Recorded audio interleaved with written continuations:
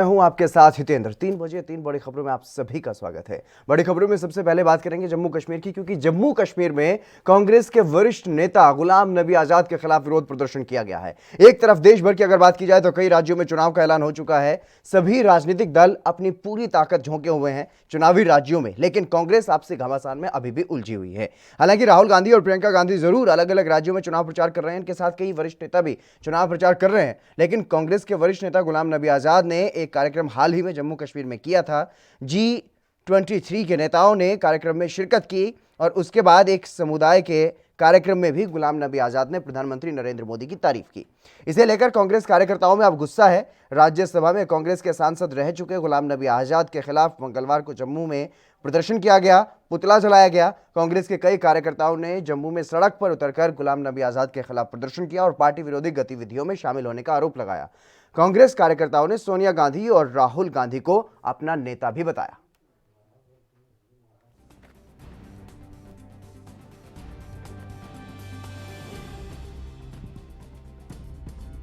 ये बदकिस्मती है। कांग्रेस का अनुभव कांग्रेस पार्टी गुलाम नबी आजाद जी को अनुभव कांग्रेस पार्टी ने दिया। सारी जिंदगी 6 बार राज्यसभा दिया, जम्मू कश्मीर का मुख्यमंत्री बनाया, संगठन में हमेशा महासचिव रखा। आज जब कांग्रेस क्राइसिस में थी, जब कांग्रेस पार्टी उनको अपने अनुभव इस्तेमाल करके कांग्रेस को मजबूत करना चाहिए, उसी समय में वो जम्मू कश्मीर में आके प्रधानमंत्री जी की तारीफ कर रहे हैं और कांग्रेस पार्टी को यहाँ कमजोर करने का काम कर रहे हैं। उन्होंने ये भी कहा कि कांग्रेस पार्टी कमजोर हो चुकी है, तो कांग्रेस पार्टी को मजबूत करने का काम करेगा। आपको करना चाहिए था ना।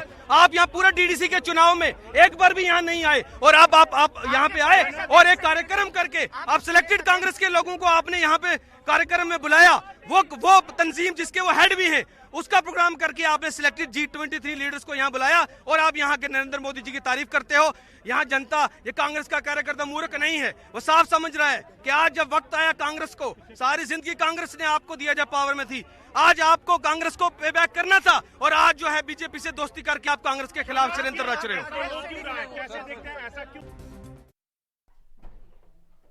रविंद्र श्रीवास्तव हमारे संवाददाता हमारे साथ जुड़ गए अधिक जानकारी के साथ। रविंद्र, क्या कुछ जानकारी है इस पूरे कार्यक्रम को लेकर के, जिस तरीके से अलग अलग जगहों पर जम्मू की सड़कों पर अगर खासतौर पर बात की जाए तो कांग्रेस के कार्यकर्ताओं ने विरोध प्रदर्शन किया गुलाम नबी आजाद के खिलाफ? जी देखिए, गुलाम नबी आजाद जब राज्यसभा से सेवानिवृत्त हुए हैं उसके बाद से लगातार उनके सितारे जो हैं वो गर्दिश में हैं।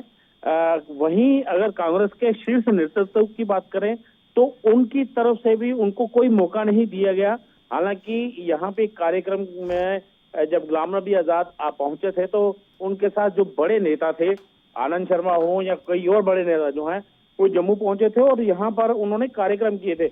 तो ये चीजें सब जो हैं वो, और साथ में नरेंद्र मोदी जो देश के प्रधानमंत्री हैं उनकी तारीफ की थी। उसके बाद से लगातार कांग्रेस के अंदर रार सी नजर आ रही है और लगातार जिस तरह से है कहा जाए तो गुलाम नबी आजाद को घेरे में लिया जा रहा है। लगातार गुलाम नबी आजाद के खिलाफ जो है वो स्वर उठ रहे हैं। जम्मू में आज कांग्रेस के कार्यकर्ताओं ने प्रदर्शन किया है, उनका पुतला फूंका है और कहा है जब समय था गुलाम नबी आजाद ने पार्टी का साथ नहीं दिया और डीडीसी के चुनाव में यहाँ पर जो है कहा जाए तो उनका जो विजिट होना चाहिए था, यहाँ पर चुनावों के दौरान पहुंचना चाहिए था उनको, वो नहीं पहुंचे हैं। तो इसी को लेकर कांग्रेस के एक धड़े के अंदर जो है वो नाराजगी जो है वो साफ नजर आ रही है।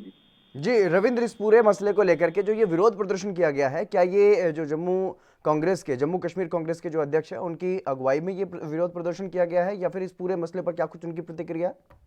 जी देखिए, उनकी अगुवाई के अंदर देखिए मैं हितेंद्र आपको बताऊं कि जम्मू कश्मीर कांग्रेस के जो अध्यक्ष हैं और गुलाम नबी आजाद हैं, इनमें कहीं ना कहीं बीच में एक कहा जाए तो एक मतभेद जो है वो शुरू से चलता हुआ आ रहा है और यही वजह है कि आज जो कांग्रेस के कार्यकर्ता हैं, जो गुलाम नबी आजाद के साथ कार्यकर्ता हैं, वो अलग उनका स्वर है और जो यहाँ जो प्रदेश अध्यक्ष हैं उनके कार्यकर्ताओं का जो है, उनके जो सपोर्टर हैं, उनका स्वर अलग है। इसी वजह से लगातार जो है उनके खिलाफ प्रदर्शन हो रहे हैं और आज भी कांग्रेस के कार्यकर्ताओं ने एक धड़े के जो कहा जाए उसने प्रदर्शन किया है और उनका पुतला भी फूंका है।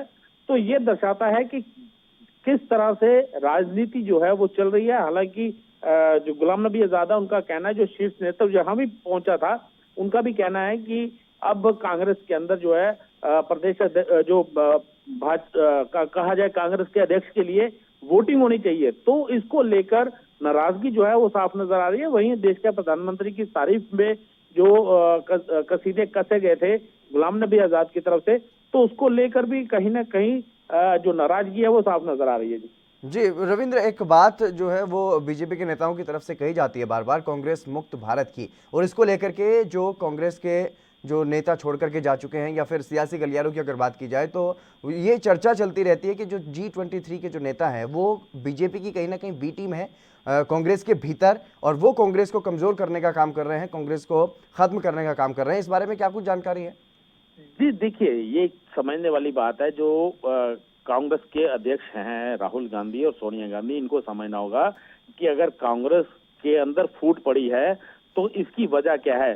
जो शीर्ष नेतृत्व है वो इस चीज को समझने का काम नहीं कर रहा है। यही वजह है कि कांग्रेस के अंदर लगातार फूट पड़ रही है और उनको बीजेपी की टीम बोला जा रहा है। तो कहीं ना कहीं जो बीजेपी ने कहा था कि कांग्रेस मुक्त जो है भारत होगा, तो उस दिशा की ओर कांग्रेस खुद ही अपने नेताओं के पांव जो है वो बढ़ा रही है, ताकि जो है कांग्रेस विपक्ष पहले से ही कमजोर है। अगर और भी नेता कांग्रेस के टूट जाते हैं, जैसे बड़े नेता हैं गुलाम नबी आजाद हैं या उनके जो साथी हैं, अगर वो कांग्रेस से हाथ खींच लेते हैं तो कांग्रेस बिल्कुल जीरो हो जाएगी। ये चीज शीर्ष नेतृत्व को समझनी होगी, अधीर रंजन चौधरी को समझनी होगी, राहुल गांधी और सोनिया गांधी जो है उनको इस चीज को समझना होगा। नहीं तो आने वाले दिनों के अंदर कांग्रेस बिल्कुल, जिस तरह से भाजपा ने नारा दिया था कि कांग्रेस मुक्त भारत जो है वो होगा, तो ये कहीं ना कहीं उस दिशा की ओर एक बढ़ता हुआ कदम जरूर सामने नजर आ रहा है। जी रविंद्र, अगर बात की जाए, क्योंकि जो विपक्षी दलों के नेता हैं, चाहे उसमें फारूक अब्दुल्ला की बात हो या फिर अलग अलग राजनीतिक दलों के जो शीर्ष नेता हैं उनकी बात हो, वो कहीं ना कहीं कांग्रेस को मजबूत देखना चाहते हैं इस वक्त में, ऐसे वक्त में जब बीजेपी सरकार को सभी विरोधी दल जो है वो घेरने में लगे हुए हैं। तो वो जो विरोधी दलों के जो नेता हैं वो कहते हैं कि कांग्रेस मजबूत हो, लेकिन अगर कांग्रेस के नेताओं की बात की जाए, चाहे उसमें गुलाम नबी आज़ाद हो या फिर जो उनके समर्थक जो नेता हैं, या फिर आनंद शर्मा की बात जैसे कि आपने की, या फिर और भी अन्य नेता जो G23 में शामिल हैं और उनके जो समर्थक हैं, वो कहीं ना कहीं इस बात को नहीं समझ पा रहे हैं कि कांग्रेस को किस तरीके से मजबूत किया जा सकता है। बिल्कुल, देखिए मैंने जैसा पहले बताया कि शीर्ष नेतृत्व को ये समझना होगा, और जो विपक्षी नेता हैं उनको भी पता है कि कांग्रेस जो है एक बड़ी पार्टी है और उसका मजबूत रहना बिल्कुल रविंद्र, बिल्कुल तमाम जानकारी देने के लिए बहुत शुक्रिया आपका। तो कांग्रेस में आपसी कलह में जो है वो घमासान जो है एक बार फिर से मचता हुआ दिखाई दे रहा है। लेकिन सीधे रुख करेंगे पश्चिम बंगाल का, जहां पर उत्तर प्रदेश के मुख्यमंत्री योगी आदित्यनाथ एक जनसभा को, चुनावी सभा को संबोधित कर रहे हैं। और भारत अपनी आस्था के साथ कभी खिलवाड़ बर्दाश्त नहीं कर सकता है, और बंगाल की धरती भारत के सांस्कृतिक राष्ट्रवाद की धरती के रूप में अपनी पहचान बनाई है। और बंगाल की धरती का ये संदेश एक बार फिर से पूरे देश के अंदर गूंजना चाहिए कि जो कार्य कभी स्वामी विवेकानंद जी ने कहा था, उन्होंने दुनिया के यानी वैश्विक मंच पर जाकर के बंगाल की धरती का एक युवा सन्यासी बंगाल की जागृत करने का आह्वान था। उन्होंने इस समय कहा था कि गर्व से कहो हम हिंदू हैं। इस स्वामी विवेकानंद का यह वक्तव्य कोई सांप्रदायिकता का प्रतीक तो नहीं था। स्वामी विवेकानंद का यह वक्तव्य तो भारत को जोड़ने वाला वक्तव्य था। भारत की सनातन संस्कृति को वैश्विक मंच पर स्थापित करने का, वैदिक परंपरा को वैश्विक मंच पर स्थापित करने का एक मंत्र था। स्वामी विवेकानंद की इस परंपरा को मैं प्रणाम करता हूं। रामकृष्ण परमहंस की साधना से पवित्र इस धरती ने, स्वामी प्रणवानंद जी की साधना से पवित्र इस धरती ने भारत के राष्ट्रवाद को एक नई ऊंचाइयां प्रदान की थी, जिसने भारत के अंदर देखते ही देखते आजादी के बंदों को वंदे मातरम के इस मंत्र के माध्यम से विदेशी हुकूमत के खिलाफ लड़ने की एक नया जोश और एक नया तेज दिया था। और भाइयों बहनों, एक बार फिर से जो लोग तुष्टीकरण की राजनीति करके बंगाल के सामाजिक और यहां की आध्यात्मिक व्यवस्था के साथ सांस्कृतिक व्यवस्था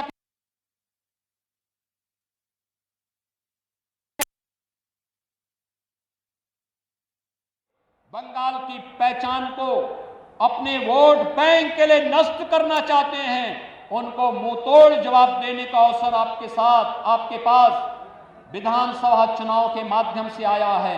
मैं आप सभी का आह्वान करने के लिए आया हूं कि बंगाल की धरती को हम अराजकता की धरती नहीं बनने देंगे।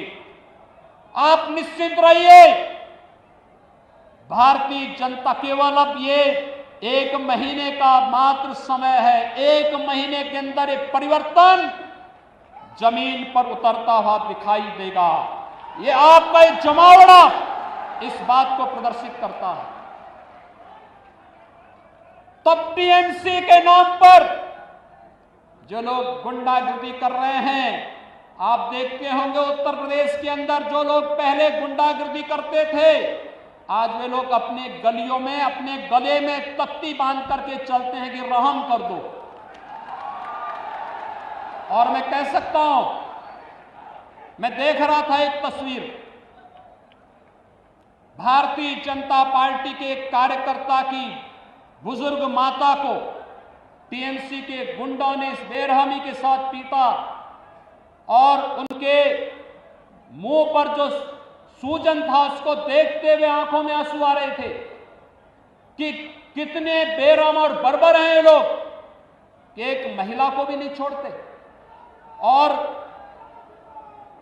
अपराधी अगर अपराध करता है तो पुलिस का काम है अपराधी के खिलाफ कार्रवाई करना, प्रशासन का काम है, शासन का काम है उस अपराधी के खिलाफ कार्रवाई करना।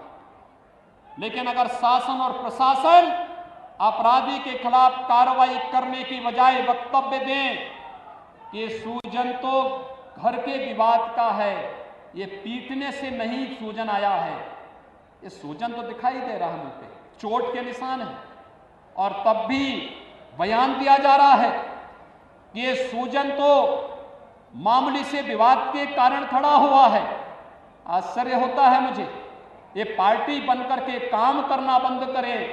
और मुझे लगता है कि बहुत समय नहीं, भाइयों बहनों, भारत निर्वाचन आयोग ने चुनाव की घोषणा कर दी है, चुनाव की प्रक्रिया प्रारंभ हो चुकी है।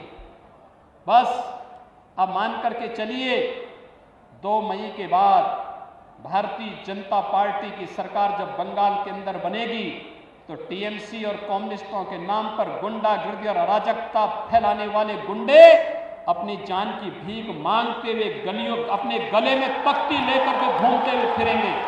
और उस समय फिर वह दृश्य देश के सामने होगा कि जो भी कानून के साथ खिलवाड़ करेगा उसको अपनी जान की भीख मांगने के लिए इसी प्रकार से मजबूर होना पड़ेगा।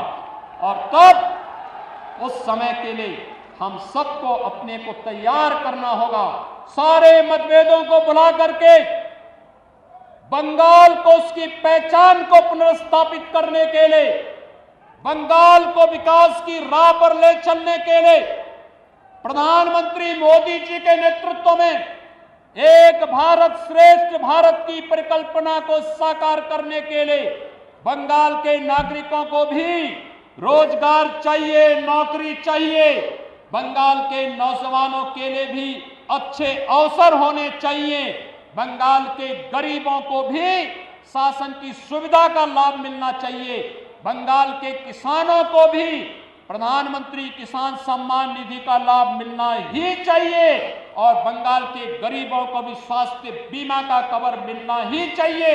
और ये तभी हो पाएगा जब भारतीय जनता पार्टी पूरी मेजोरिटी के साथ, फुल मेजोरिटी के साथ बंगाल के अंदर सरकार बनाएगी। और डबल इंजन की सरकार बंगाल के अंदर भारतीय जनता पार्टी की सरकार और केंद्र में मोदी जी की सरकार जब मिलेगी, डबल इंजन की सरकार आपके विकास को उतनी ही गुना तेजी के साथ आगे बढ़ाने का कार्य करेगी। चलिए यहाँ पर रुकेंगे एक छोटे से ब्रेक के लिए, जल्द हाजिर होंगे।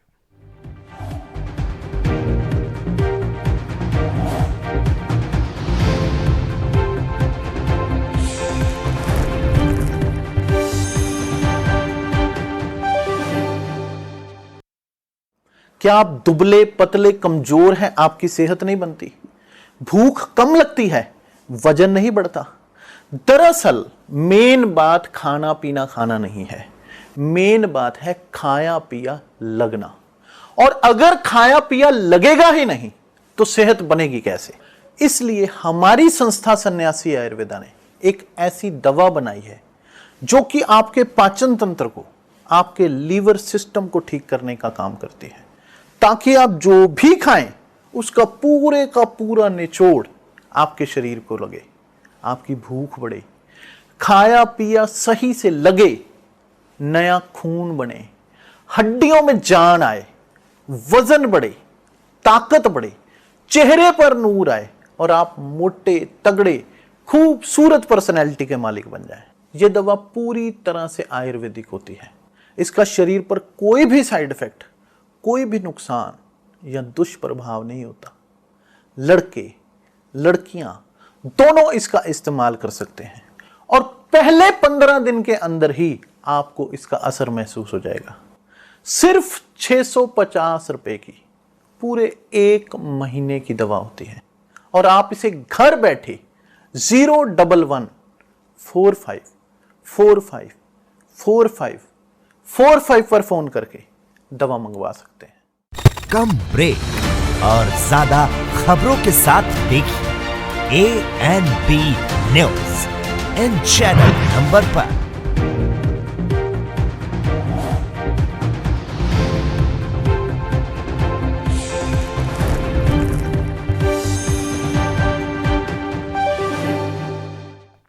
ब्रेक के बाद एक बार फिर से आप सभी का स्वागत है। सीधे रुख करेंगे चंडीगढ़ का, जहां पर हरियाणा के मुख्यमंत्री मनोहर लाल प्रेस वार्ता को संबोधित कर रहे हैं।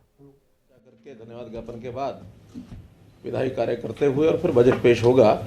पूरा टाइम टेबल BSC की कमेटी में ये तय होगा कि किस दिन बजट पेश करना और कब तक ये चलाना है। लेकिन उसमें इतनी बात जरूर बताना चाहूँगा कि ये वर्ष पिछला जो है वो कोविड का वर्ष रहा और कोविड का जो प्रभाव है वो हमारे सामान्य जीवन पर पड़ा है, तो उसी के अनुसार स्वाभाविक है कि उसका कहीं ना कहीं प्रभाव सरकारी कामकाज पर भी पड़ा है। लॉकडाउन के कारण से जहाँ रेवेन्यू कम हुआ वहाँ खर्च भी कई चीज़ों पर कम हुआ। खास करके जो इंजीनियरिंग के काम थे वहाँ लॉकडाउन के कारण से लेबर उपलब्ध नहीं हुई, ठेकेदारों ने भी काम बंद कर दिया। तो लगभग 2 महीने एक प्रकार से इस साल में हमें इन सारे कामों के कारण से कठिनाई हुई है, जिसमें से खर्च भी कुछ कम हुआ है। फिर भी जो कमी थोड़ी बहुत रही है जो पिछले बजट के अनुमानों के हिसाब से, उसको हमने अतिरिक्त ऋण लेकर के ये किया है।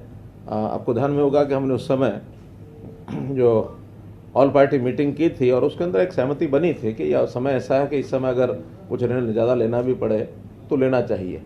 उसी समय लगभग 5,000 करोड़ रुपए का एक ऋण अतिरिक्त लिया था और वही उतना ही हमें अंतर आया है। इसके बाद धीरे धीरे रेवेन्यू भी रिकूप कर गया, रिस्टोर कर गया और खर्चे भी जितने थे वो सारे हमारे बराबर चलते रहे।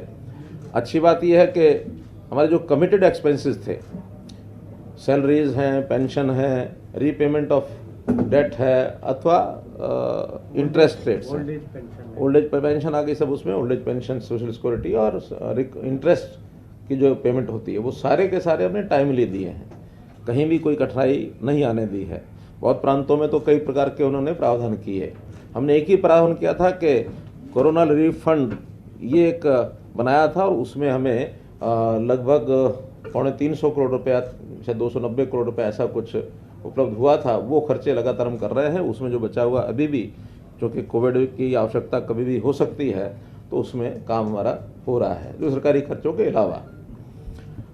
वर्तमान में कोविड की स्थिति हम जानते हैं कि एक बार तो बहुत संतोष हो गया था कि काफ़ी पॉजिटिव और आने वाली संख्या है वो कम हो गई थी। पूरे प्रांत की संख्या 100 के आसपास पहुंच गई थी। लेकिन अभी पिछले 1 सप्ताह में वो संख्या कुछ जिलों के अंदर बढ़नी शुरू हुई है और वो 200 तक पहुंच गई है दोबारा से। कल ही हम लोगों ने मीटिंग्स करके और उसमें जो सावधानियां बरतनी थी वो सावधानियां बरतने के लिए हमने विचार किया है कि थोड़ा इम्प्लीमेंटेशन जो पहले से थी प्रिवेंशंस की वो सारे किए जाएं। खास करके शिक्षा क्षेत्र के अंदर क्योंकि स्कूल खुल गए हैं, कॉलेज खुल गए हैं, वहाँ सावधानी बरती जाए, कोई इसका प्रभाव न पड़े। बाज़ारों में भी जो सोशल डिस्टेंसिंग का विषय है या हैंड सैनिटाइजेशन है या फिर मास्क लगाने की बात है, उस सबको इन्फोर्स किया जाए, ऐसा हमने एक विचार किया और गाइडलाइंस दोबारा से दी हैं कि सावधानी बना करके रखें, कहीं ऐसा ना हो कि ये प्रभाव इसका दोबारा से फिर आगे बढ़े। तो इसकी सावधानी बरतने के लिए कुछ इंस्ट्रक्शंस ये हमने कर दी हैं। अभी वैक्सीनेशन का दौर चल रहा है और वैक्सीनेशन जो शुरू हुई थी उसमें भी हमारा अचीवमेंट लगभग ठीक है, चाहे वो पहली बार। चलिए बढ़ेंगे अगली खबर की तरफ। पंजाब में नकली शराब की घटनाओं पर लगाम लगाने के लिए पंजाब सरकार ने बड़ा फैसला लिया है। पंजाब की कैबिनेट की बैठक में यह बड़ा फैसला लिया है। आबकारी एक्ट में संशोधन को स्वीकृति दी गई है। कैप्टन सरकार ने पंजाब आबकारी एक्ट 1914 की धारा 61A दर्ज करने और धारा 61 और 63 में संशोधन करने की मंजूरी दे दी है।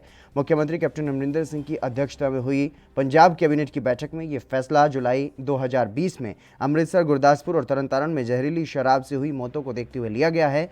नकली या फिर अवैध शराब पीने से किसी व्यक्ति की अगर मौत हो जाती है या हालत गंभीर हो जाती है तो आरोपियों को मौत या फिर उम्र कैद की सजा का प्रावधान इसमें किया गया है। अगर व्यक्ति अपाहिज हो जाता है तो आरोपी को कम से कम 6 साल या फिर उम्र कैद तक की सजा दी जा सकती है और 10 लाख रुपए का जुर्माना भी लगाया जा सकता है। अन्य गंभीर नुकसान पहुंचने पर आरोपी को 1 साल तक कैद और 5 लाख रुपए जुर्माना भी किया जाएगा। ये प्रावधान भी इसमें किए गए हैं कि नकली शराब बनाने बेचने वाले व्यक्ति से पीड़ितों के परिवारों को मुआवजा भी दिलवाया जाएगा।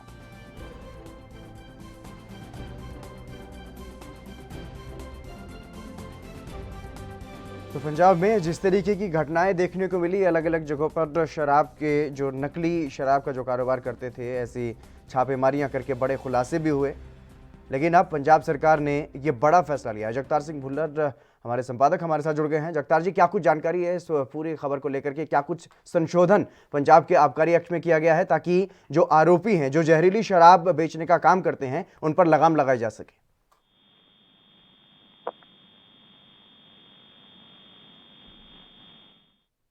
जगतार जी, क्या मेरी आवाज सुन पा रहे हैं आप? चलिए फिर से जुड़ने की कोशिश करेंगे। लेकिन जहरीली शराब के कारोबार पर लगाम लगाने की ये कोशिश है और पंजाब सरकार की तरफ से जिस तरीके से सख्त कार्रवाई पीछे भी की गई है और अब ये बड़ा जो फैसला है वो पंजाब सरकार ने लिया है। जगतार जी एक बार फिर से हमारे साथ जुड़ गए हैं। जगतार जी, क्या कुछ जानकारी है? क्या कुछ संशोधन इस एक्ट में किए गए हैं ताकि जो जहरीली शराब का कारोबार करते हैं उन पर पूरी तरह से लगाम लगाई जा सके?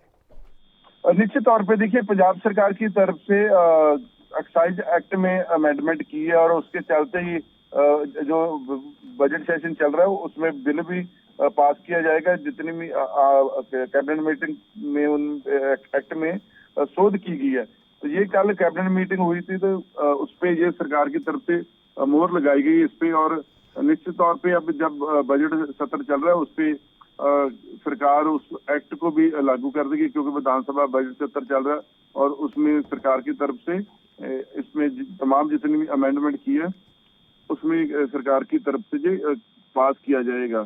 और ये काफी एक बड़ी कह सकते हैं कि सरकार की तरफ से फैसला लिया गया, क्योंकि जब पंजाब में 3 इलाकों में जो नकली शराब थी उसमें काफी लोगों की मृत्यु हुई थी और काफी लोगों का नुकसान हुआ था, तब भी सरकार की तरफ से काफी लोग पकड़े भी गए थे और कईयों के खिलाफ कार्रवाई भी सरकार ने की थी। और उसके चलते फिर सरकार ने इस मसले पे एक्ट में शोध करने का फैसला लिया गया और उसके चलते ही कह सकते कि परसों के दिन सरकार विधानसभा का जो बजट सत्र चल रहा है उसमें सरकार बिल पेश करेगी और निश्चित तौर पे ये बिल पास भी हो सकता है। जी जगतार जी, क्योंकि जब कैप्टन अमरिंदर सिंह अपने चुनाव प्रचार कर रहे थे सीएम पद के लिए तो तब ये वादा किया गया था कि पंजाब को नशा मुक्त किया जाएगा। लेकिन इस तरीके की घटनाएं सामने आने के बाद विपक्ष हमलावर हो गया था पूरी तरह से पंजाब सरकार पर, कैप्टन सरकार पर, और अब ये बड़ा फैसला लिया गया है। लेकिन ये जहरीली शराब के लिए लिया गया है। क्या नशे की रोकथाम के लिए भी कोई ऐसे ही कड़े प्रावधान किए जाने की कोई संभावना है? देखिए, जब 2017 की बात की जाए तो तब राज्य में श्रोमणी अकाली दल और भारतीय जनता पार्टी की गठजोड़ की सरकार थी, तो तब श्रोमणी अकाली दल और भारतीय जनता पार्टी की जो गठजोड़ वाली सरकार थी उस पे काफी इल्जाम लगे थे कि पंजाब में जो नशा बहुत ज्यादा, क्योंकि पंजाब में नशे के साथ बहुत ज्यादा नौजवानों की मौत हो रही थी और काफी घरों का नुकसान हो रहा था।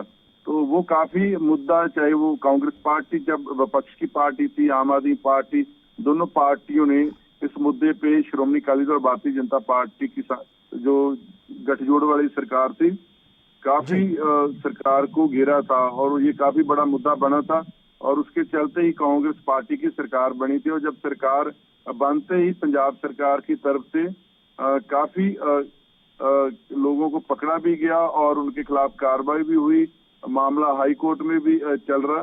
तो उसके चलते सरकार आज कांग्रेस पार्टी की सरकार है और अब जो विपक्ष में आम आदमी पार्टी वो सरकार से लगातार मांग करती आ रही है कि जो कार्रवाई है वो नहीं हुई जिस हिसाब से होनी चाहिए थी। बिल्कुल बिल्कुल बिल्कुल जगतार जी, कहीं ना कहीं जो पंजाब सरकार है वो कड़े कदम जो है वो उठा रही है। बहुत शुक्रिया तमाम जानकारी देने के लिए और 3 बजे 3 खबर में बस इतना ही। आप बने रहिए ANB न्यूज़ के साथ।